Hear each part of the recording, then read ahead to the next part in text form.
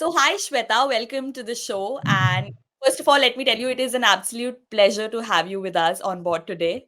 And for everyone watching you right now, could you tell us a little bit about yourself and the brand and from where did it all begin and all of that? Because I'm a computer engineer, worked in IT for good 13, 14 years before I have quit and started thought of taking the quit. I always wanted to do something, which is connected with with more people, where I can make people the actual difference in people's life.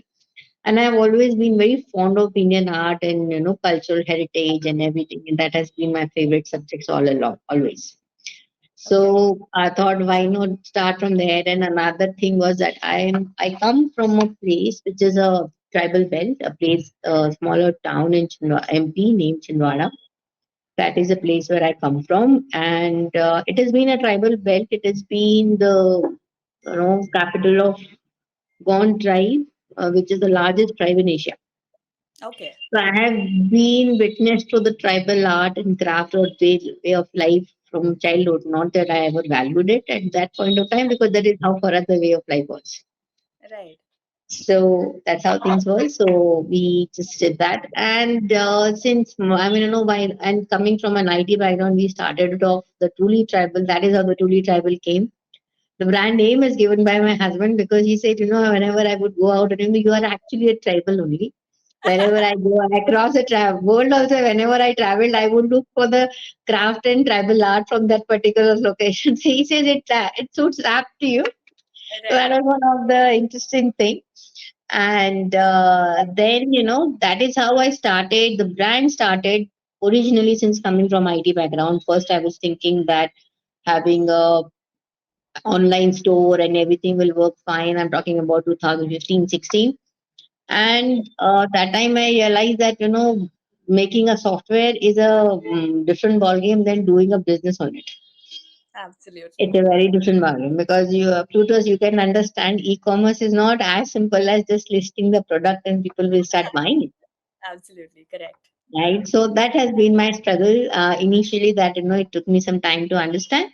Of course, but that is how we started off with. And though over a period we have done, and we started off with only two artists with in MP and Chhattisgarh, with three or four art, two or three art forms we started off with.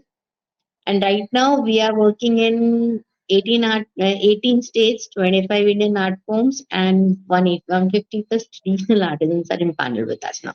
Wow. Wow. That's wonderful. It has been a journey, of course, and our brand stands not just for. See, we are not an NGO; we are a for-profit business, but at the same time, it is a social enterprise. Our decisions are based not on the commercial part of it. We are, no, we keep ensuring that we have, the artisans and art promotion is at utmost priority, and based on that, we design onto the product. We also ensured in our brand that we ensure that best of the quality products. We do not indulge and entertain any of the hobby artists. All I'll right. give you an example. We are based out of Pune, which is in Maharashtra. Very next to us is the Warli hub, Palghar Okay. and Dhangu. And I mean, in Pune, a lot of people I know personally as well, they're fantastic Warli artists as well, I mean, but for me, I mean, though they had started off as a hobby, now they become a professional artist, but I still choose to work with Warli tribe people only. Okay. And though it adds up little bit extra on our cost because we have to send them the raw material sometime or they procure it and it comes back to us. And that also requires some time, additional time and cost. But idea and vision of our organization is not just the product we are talking about selling or art-based product, but we are also talking about that the genuine artisans should get promoted and benefited out of this whole thing. Correct. Correct. Because there has been another thing since I'll give you go back to a background that the place I come from, the Gone painting, that is one of the places where it happens. And I have seen so many artisans leaving their art line of work because they do not find enough money in it. True that. And Yeah. yeah, the thing is, even if uh, you know that way, in one point of time, we will not have any artists who will be a genuine artist from that community. Correct. And I'm not claiming myself to be a very crusade or anything, making a world change type. But yes, from our brand, even if we can make 4 or 5 artisans life better, if we can bring them back to artisans fold, and we can give them enough business so that their kids are open about taking this as a career choice. Correct. I mean, Absolutely. 5, 7 artists, 10 artists also, if we can do it for us, for an organization, this is, I mean, it may look a smaller target, but it is a very big, because it is it's a chain reaction, Correct. Right.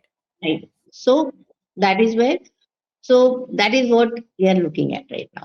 No, I think that's wonderful, and that's a very beautiful thought to put across. And I'm sure if brands start thinking like this, we would see some change in the coming future, very for sure. Right. The thing is, see, these changes has to come where lot and lot of entrepreneurs come into this line of work, right? Correct. Because no one person can do it. Is a huge task, and even if everybody can put a small targets of 5 to 10 artisans, and even that would itself will make a big impact overall. Correct. Absolutely. So also, Shweta, when we talk about your journey, the vision is great and what y'all are doing is impeccable. But when we look at the journey, how has that been so far? From where you started till date. How has the journey been? What have been the learnings, if you could tell us some?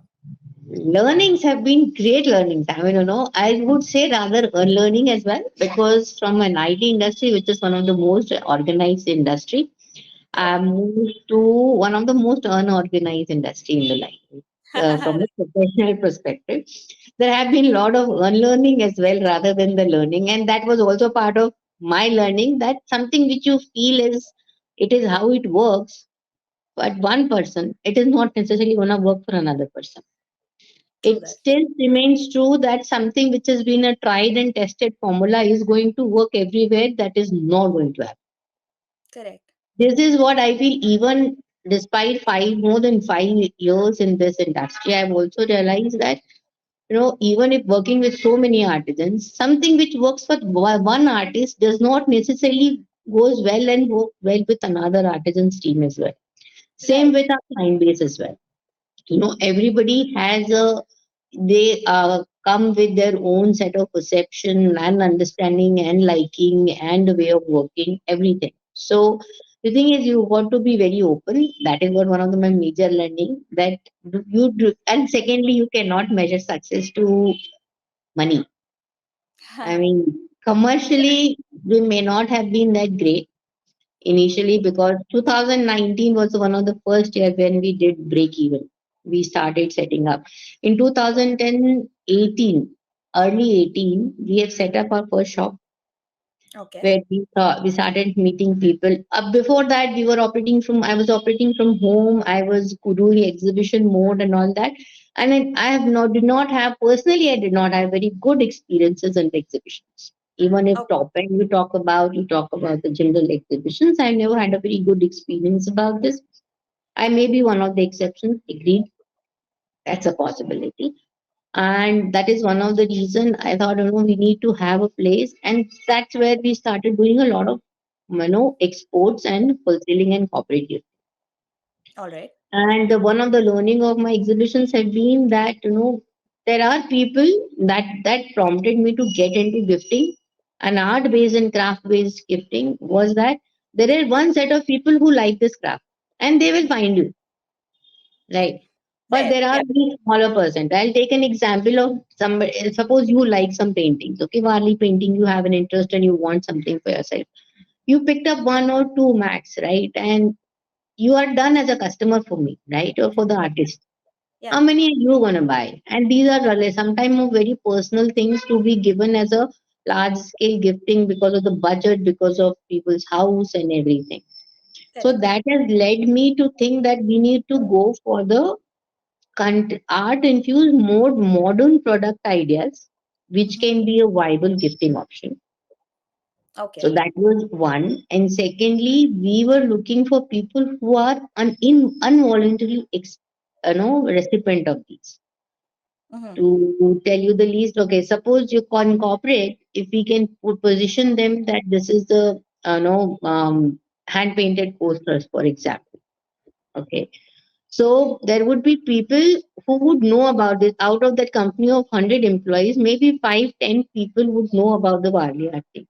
But as a Correct. company, if the giveaway they give a Warli hand painted coaster to 100 people, we have introduced this craft to another 90 people, True that. Yeah. and out of which probably at least they will know about it. That is one of our vision, that people needs to understand this, that this is part of their art.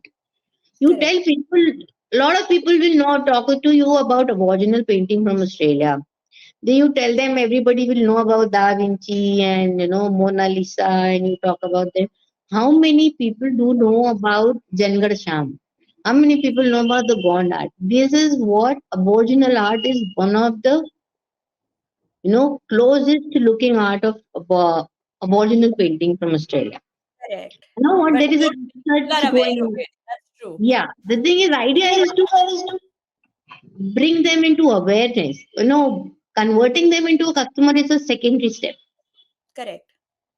So first bring and expand the awareness. One of the reason we ventured into gifting big time, where it was a corporate. You talk about wedding giveaways, we talk about different functions of weddings and social, and we would say, okay, why not give cultural gifts and introduce people not just about the crafts of India, but art and craft of India, but bring them a little closer to the heritage or cultural heritage to be Absolutely. put into. So Right. that way, eventually things will happen. Secondly, if they take the coaster, let's say, I'll continue that example, they take the coaster home, there would be 4 people who would be talking about it, right? If Correct. it, even if they have a contemporary house, it will still fit well. There Right. would be a child in the house who would talk, okay, this looks different, what it is, True that. Yeah. right? And it becomes, see, we want these products to be a conversation point, topics in dining rooms or dining tables or the drawing rooms of people. Right. Right. And I think that's one very great way to look at it. So kudos to you and for coming up with that thought. Also, we've spoken about the journey, but how do you think a campaign like Heart of India, where we are emphasizing on vocal for local, are you with me? Hello? Yes, Yeah. yes, I'm I with you. thought you're stuck. Okay. So how do you Right. think a campaign like Heart of India, where we are emphasizing on vocal for local, is going to help brands like these in general? What impact? Definitely, Yeah. definitely, Anshita, it is going to be a great help. Very reason that it was the same, the thought process was same, that bringing Indian culture to larger crowd. And like I said, that it is not one person, one person cannot bring this change. You need to have a larger penetration. If campaigns like your Heart of India, if it reaches to larger crowd, then definitely the ultimate vision what I was talking about, that we need to have more people aware about these things, buying and all. They can do it at some point of time later in the life, but Absolutely. having that and these kind of campaigns definitely helps a lot, a lot of help, because we get we get exposed, our brands like Truly Tribal get exposed to people otherwise we wouldn't have been able to reach. Right. Right. They're buying from us or no, that's a secondary point. Second part of the story. Yeah. Yeah, Correct. I mean, that is what it will happen eventually or may not happen, but somebody else who's doing a similar brand will get a business from such campaign, right? So True. idea is that the brands like us should get promoted, which will eventually promote the Indian art and culture and heritage of India, and eventually benefit the artisans. Absolutely, absolutely. That's the eventual goal, and that is bound to happen once people get to know about the brand. So the idea Right, is to uh, spread awareness in the right, first place. right. Right, all right. Thank you so much, Shweta. That was really insightful, and I'm sure a lot of people are going to be benefited from the conversation we've just had. So thank you again for being with us. Before we conclude the show, one piece of advice that you would like to give, especially to the young entrepreneurs watching you right now who have been trying to do something of their own and are hesitant for whatever reasons. Any piece of advice that you'd like to share? See, I give this advice. You will face lot of ups and downs. More down than ups to the when you start. Correct. Yeah. So idea is that don't get too excited with early success. At the same time, don't get disheartened with the continuous, troubles. This is part of it. If you continue, for some time to 3 years, see there is a say. I'm a Marwadi. There is a say in that in the business. 1000 दिन का धंधा होता है. Okay.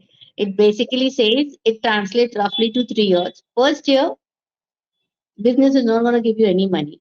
You will have business will eat the money, and you will also have to fend for yourself. Hmm. I'm talking about a very optimistic situation. Second year is when business will live itself, but you will be still have it will not be enough to give you money. Third year is where it will start giving you the basic survival things. Return. Yeah. If everything goes right. The thing is, business is a game of patience. I have had 5 years, 6 years, more than 6 years.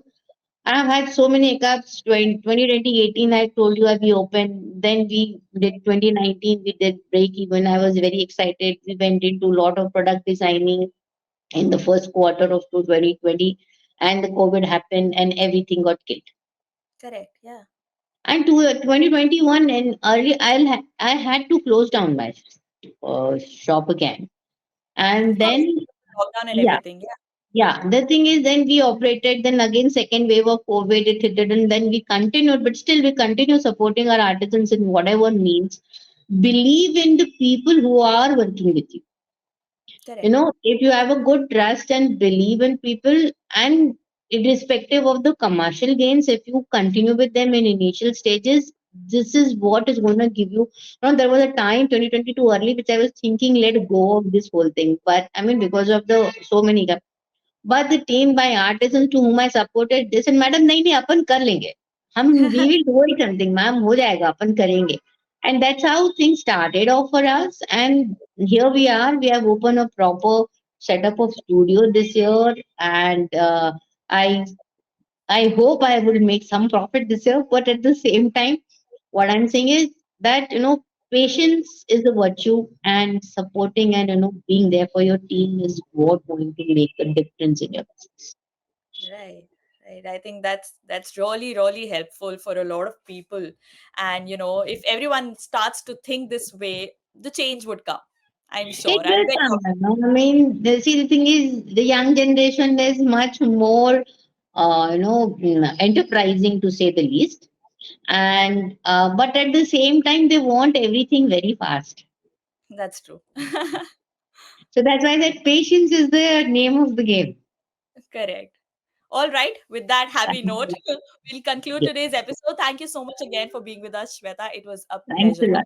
Thanks a lot, Anisha. It was lovely talking to you.